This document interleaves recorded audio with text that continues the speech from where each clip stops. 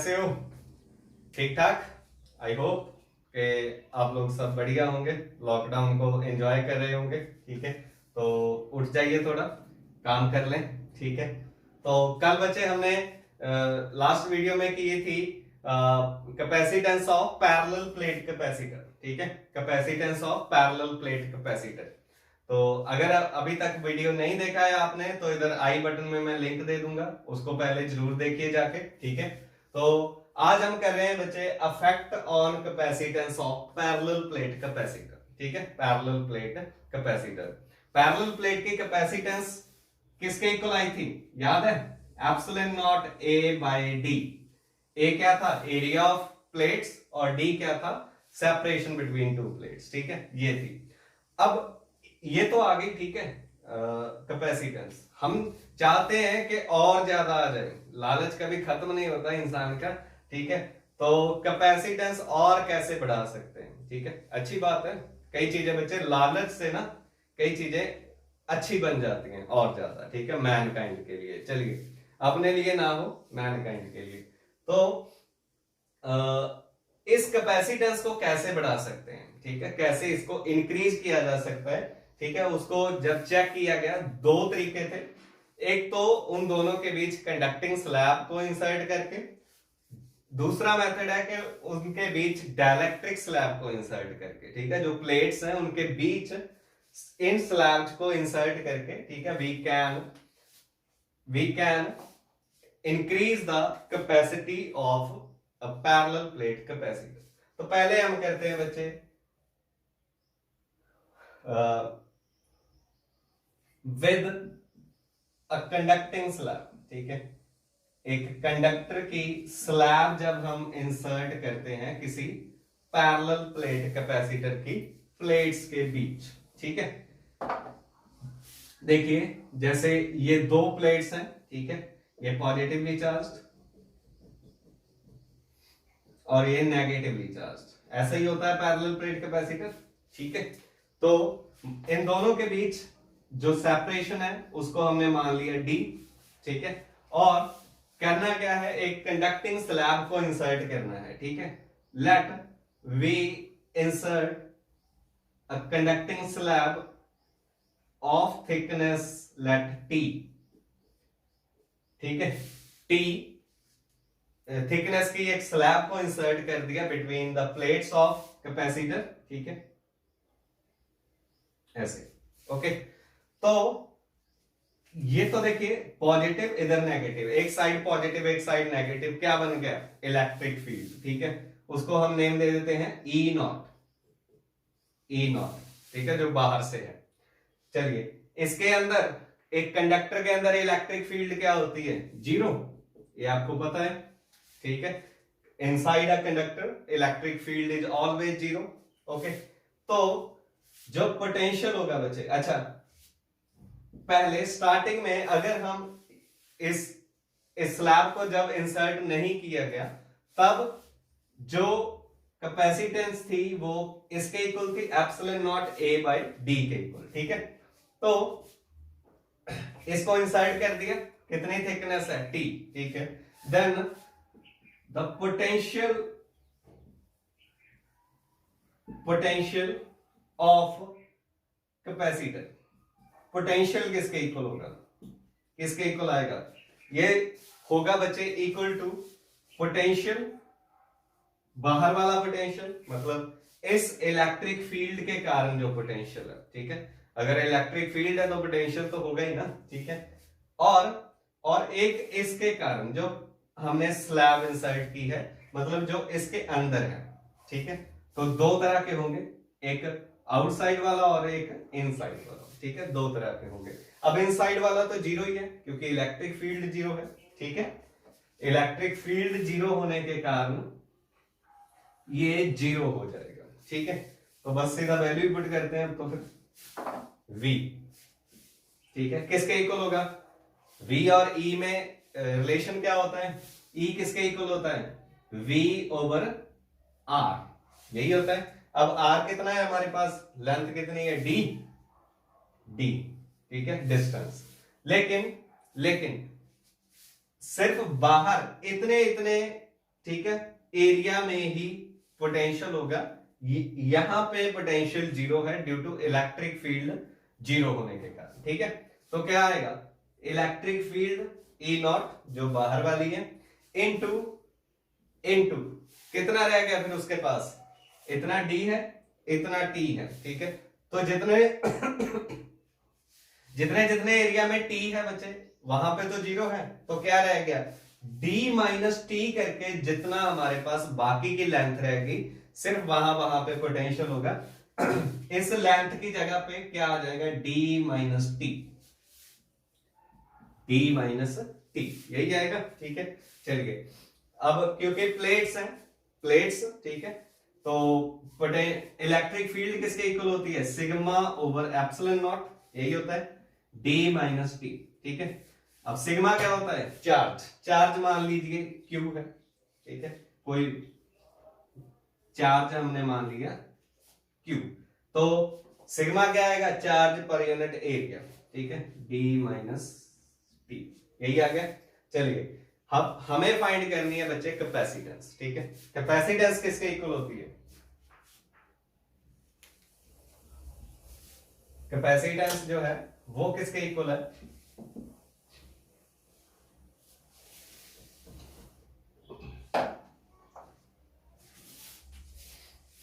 यहां पे था epsilon not a over D.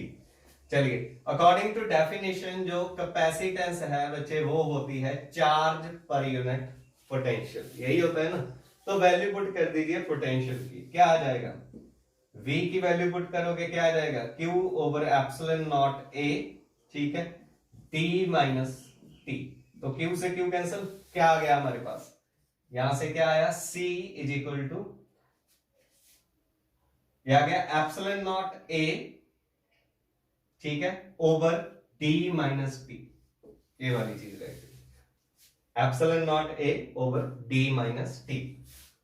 इस चीज को हम ऐसे लिख सकते हैं बच्चों, epsilon not A over D को कॉमन कर लीजिए, अंदर क्या रह जाएगा, 1 minus T by D, 1 minus T by D. ये क्यों किया, कॉमन क्यों किया है D, इसको बीच में लाने के लिए। ठीक है, इसको बीच में घुसेड़ने के लिए हमने यहां पे D को क्या कर लिया, कॉमन कर लिया। ठीक है, तो देखिए अब ये वाली जो चीज है epsilon not A by D, epsilon not A by D क्या है, C, पहली चीज इसको C डैश लिखिए क्योंकि ये न्यू कैपेसिटेंस है जब हमने इंसर्ट कर दी डाइलेक्ट्रिक कंडक्टिंग स्लैब। ठीक है, ये तब थी जब ये स्लैब नहीं थी। ठीक है, तो C डैश लिखेंगे, क्या आ जाएगा, C डैश किसके इक्वल आ गया, इसको क्या लिखेंगे, epsilon not A by D को C ओवर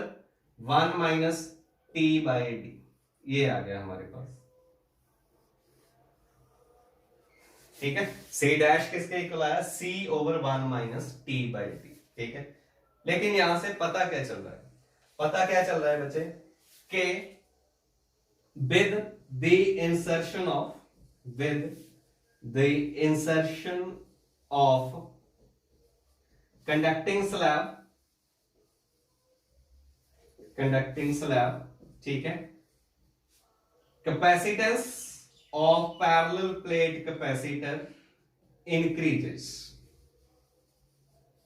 ठीक है, कैपेसिटेंस जो होगी पैरेलल प्लेट कैपेसिटर की क्या होती है, इंक्रीज। वो कैसे होगी, अब यहीं से हमें पता चल रहा है बच्चे। देखिए अगर T जो है, ठीक है, अगर T क्या है, थिकनेस है, जैसे जैसे T बढ़ेगा, ठीक है, जैसे जैसे T जो है वो बढ़ता जाएगा वैसे वैसे ये वाली जो टर्म है वो क्या होगी, इंक्रीज होगी, क्योंकि न्यूमरेटर इंक्रीज हो रहा है बच्चे, T इंक्रीज होने से न्यूमरेटर इंक्रीज होगा, तो ये सारी की सारी टर्म इंक्रीज होगी। ठीक है, उसके बाद क्या है, 1 माइनस, अब यहां से दिख रहा है कि जितनी ये वाली टर्म इंक्रीज होती जाएगी उतनी ही ये पूरी टर्म डिक्रीज होगी बच्चे। ठीक है, क्या होगी, डिक्रीज। 1 में से देखिए यहां पे 1 माइनस 2,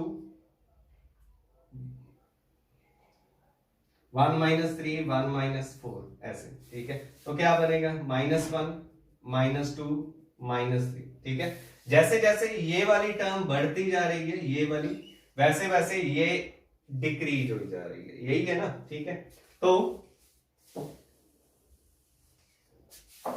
ये डिक्रीज होने से क्या हुआ, डिनोमिनेटर डिक्रीज हुआ, और हमें पता है कि जितना ज्यादा डिनोमिनेटर डिक्रीज होगा बच्चे, उतनी ही रिजल्टेंट की वैल्यू जो होगी वो बढ़ेगी। ठीक है, तो यहां से हमें पता चल रहा है कि with the insertion of a conducting slab the capacitance of a parallel plate capacitor increases। ठीक है, समझे ना।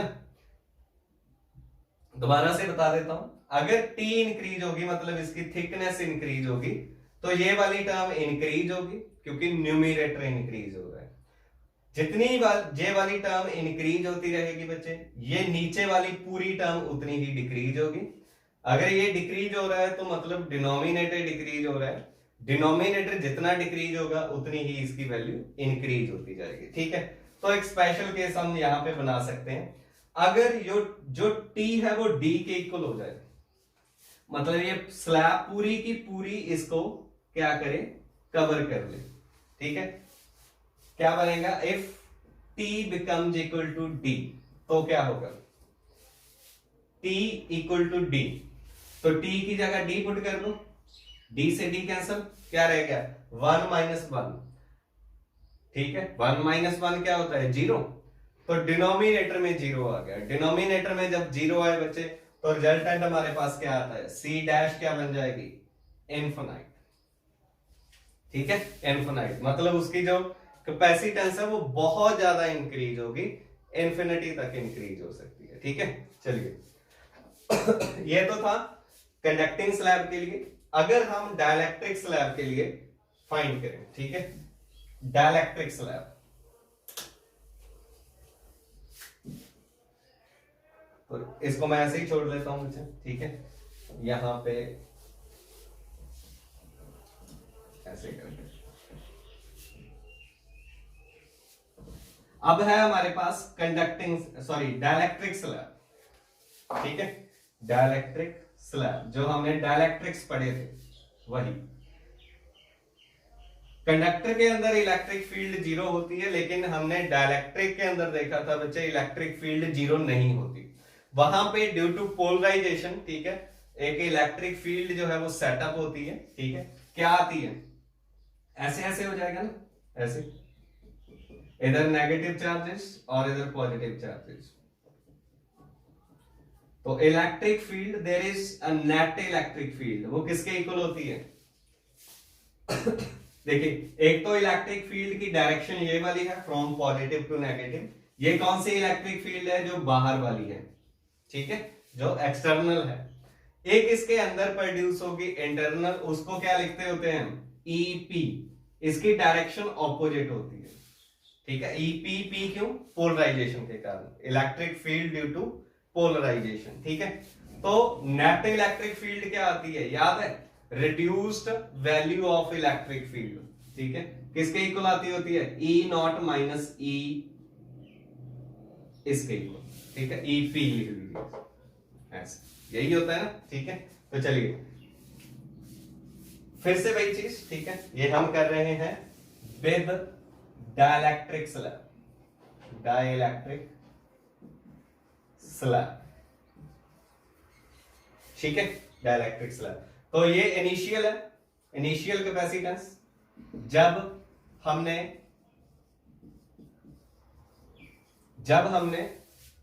स्लैब इंसर्ट नहीं की थी तब कैपेसिटेंस इतनी थी। ओके, पोटेंशियल ऑफ कैपेसिटर अब आएगा यहां पे। ठीक है, मेन काम एक तो ये वाली है, ठीक है, सेम चीज, बाहर कितनी इलेक्ट्रिक फील्ड है, ई नॉट, कितने कितने एरिया में है, डी में से टी माइनस करके जो बाहर वाला ये वाला रह गया, E nought D minus T, plus इस स्लैब के कारण जो इलेक्ट्रिक फील्ड है, पोटेंशियल है, वो भी तो करना पड़ेगा। इसके अंदर इलेक्ट्रिक फील्ड क्या है, ई, इसको ई नॉट, इसको ई लिखना है। ये कितने थिकनेस के अंदर अंदर है, टी के अंदर है बच्चे, टी थिकनेस के अंदर। ठीक है, चलिए इसके बाद अब देखिए ये हमने पढ़ा था डाइलेक्ट्रिक कांस्टेंट, ठीक है, जो डाइलेक्ट्रिक स्लैब हमने इंसर्ट की है, मान लीजिए इसका जो डाइलेक्ट्रिक कांस्टेंट है वो है के, ठीक है, इस डाइलेक्ट्रिक स्लैब का डाइलेक्ट्रिक कांस्टेंट के मान दिया, तो के किसके इक्वल होता है बच्चे, ई नॉट ओवर ई, यही होता है। तो यहां से ई की वैल्यू क्या आ जाती है, याद है ना, डाइलेक्ट्रिक कांस्टेंट क्या था, ratio of applied electric field to the reduced value of electric field, ठीक है। तो ई क्या आ जाएगा यहां से, ई नॉट बाय के, ठीक है। इस ई की वैल्यू ये वाली पुट कर दीजिए, ठीक है, वो क्यों, यहां से क्या आ जाएगा फिर, v is equal to E nought D minus T plus E की वैल्यू क्या पुट करेंगे, ये वाली E nought by K into T, ठीक है। ये क्यों किया, ताकि ई नॉट हमारे पास कांस्टेंट आ जाए, ठीक है, इसीलिए। तो इसके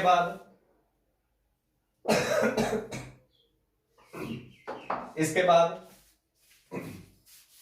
v is equal to E naught को कॉमन कर लीजिए, अंदर क्या रह गया, d minus T plus T by K, ये आ गया, ठीक है, d minus T plus T by K. चलिए इसके बाद ई नॉट की वैल्यू क्या आएगी बच्चे, इसके बाद यहां पे v is equal to E naught की value sigma over A, sigma किसके इक्वल होता है, चार्ज पर यूनिट एरिया, ठीक है, एप्सिलॉन नॉट, यही आता है ना, Q over A epsilon not, E naught की वैल्यू पुट की है, अंदर क्या आ गया, D माइनस टी प्लस क्या है, T बाय K है, ठीक है, ये वाली चीज आ गई हमारी।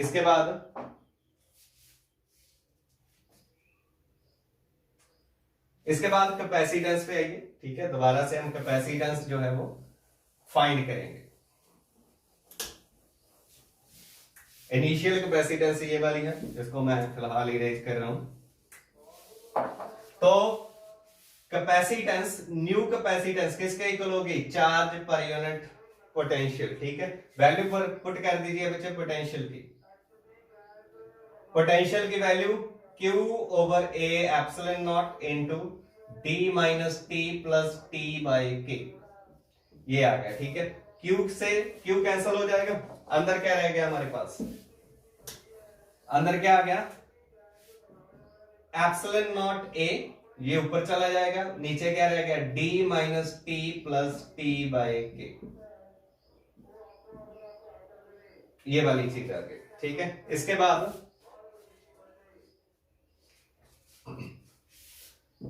बाद देखिए हम करेंगे, T को कॉमन कर लीजिए बच्चे, यहां पे क्या करेंगे, T को कॉमन कर लीजिए, T को कॉमन किया तो अंदर क्या रह जाएगा, 1 माइनस 1 बाय के, ये आ गया, ठीक है, T 1 माइनस 1 बाय के।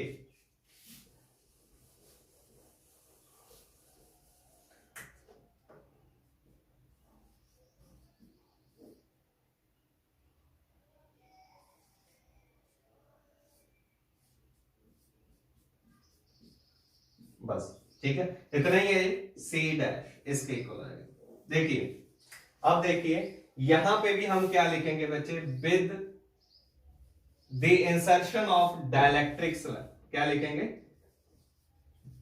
डाइलेक्ट्रिक स्लैब, ठीक है, capacitance of parallel plate capacitor increases, ठीक है, इंक्रीज होती है, वो क्यों होती है, देखिए क्योंकि इनिशियल क्या थी, epsilon not A by D, ठीक है, अब यहां पे डी है, यहां पे क्या है, डी माइनस समथिंग, ठीक है, अब डी में से कुछ माइनस हो रहा है, इसका मतलब डिनोमिनेटर कम हो रहा है ना, डी में से कुछ माइनस हो रहा है तो डिनोमिनेटर कम हो रहा है, इन डिक्रीज हो रहा है, जितना डिनोमिनेटर डिक्रीज होगा बच्चे उतनी ही कैपेसिटेंस क्या होगी, इंक्रीज होगी, बाकी चीजें तो सेम ही है, epsilon not A epsilon not a, तो डी में से कुछ माइनस हो रहा है, इसीलिए डाइलेक्ट्रिक स्लैब के साथ भी बच्चे जो कैपेसिटेंस है पैरेलल प्लेट कैपेसिटर की, वो क्या होती है, इंक्रीज होती है। ठीक है, तो दोनों ही जो टॉपिक्स है वो इंपॉर्टेंट है, ज्यादातर न्यूमेरिकल्स के लिए इंपॉर्टेंट है और कंसेप्चुअल क्वेश्चन भी बनते हैं इसके ऊपर। ठीक है, तो इसको रिवाइज कीजिए अच्छे से, नोट्स बनाइए। ठीक है, इसके बाद हम कल करेंगे बच्चे ग्रुपिंग ऑफ कैपेसिटर और energy stored in a capacitor. ठीक है, चलिए, थैंक यू।